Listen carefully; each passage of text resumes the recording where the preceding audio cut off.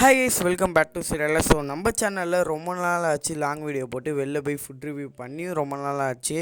So இனிமேட்டு நம்ம long வீடியோலாம் போட போகிறோம். ஸோ நீங்கள் ஷார்ட்ஸுக்கு எவ்வளோ சப்போர்ட் கொடுத்தீங்களோ அதேமாரி வர லாங் வீடியோக்கும் சப்போர்ட் கொடுங்க. ஸோ முட்லூரில் கிளாசிக்குன்னு சொல்லி ஒரு பிரான்ச் ஹோட்டல் இருக்கும். ஸோ அதோட பிரான்ச் 2 வந்து இப்போ பரங்கிப்பேட்டையில் ஓப்பன் பண்ணியிருக்காங்க. ஸோ நம்ம அந்த கடையில் தான் போய் சாப்பிட்டுட்டு எப்படி இருக்குன்ட்டு உங்களுக்கு சொல்ல போகிறேன். ஸோ நான் மட்டும் போகிறதுனால நான் வீட்டுக்கு வாங்கிட்டு வந்து ரிவ்யூ பண்ண போகிறேன்.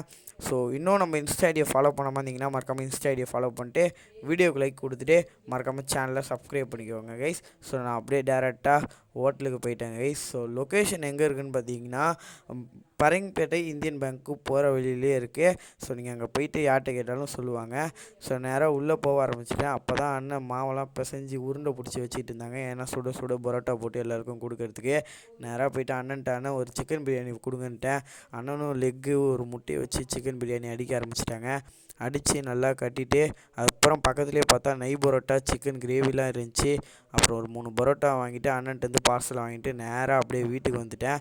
ஸோ இப்போ என் கண்ணு முன்னாடி தான் எல்லாமே இருக்குது. ஸோ நான் சாப்பிட்டுட்டு உங்களுக்கு எப்படி இருக்குன்ட்டு ரிவ்யூ பண்ணுறேன்.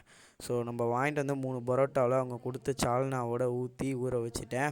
அப்போ தான் சாஃப்டாக நல்லாயிருக்குன்னு. அவங்க கொடுத்த 120 பிரியாணிக்கு எக்கு லெக்கு அப்புறம் வந்து ரைத்தா ஸோ கொடுத்தாங்க. ஃபஸ்ட்டு அந்த சிக்கனை சாப்பிடுவோம். ஆகா,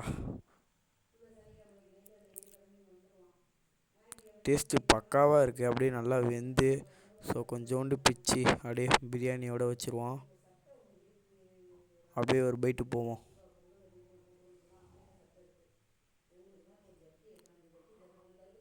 ஆகா, நல்லா காரசாரமாக டேஸ்ட்டு வேறு லெவலில் இருக்குது. மசாலா இறங்கி அடுத்த ரைத்தா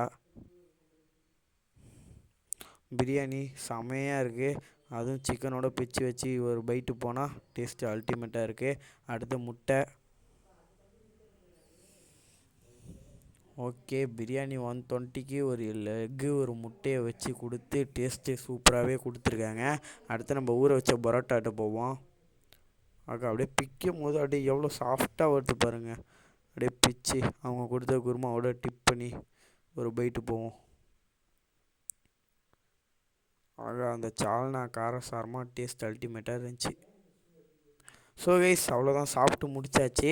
ஸோ என்னோடய கெஸ்ஸுக்கு முன்னாடி எவ்வளோ ப்ரைஸுன்னு சொல்லிடுறேன். 3 பரோட்டா 30 ரூபா, ஒரு சிக்கன் பிரியாணி 120 ரூபா.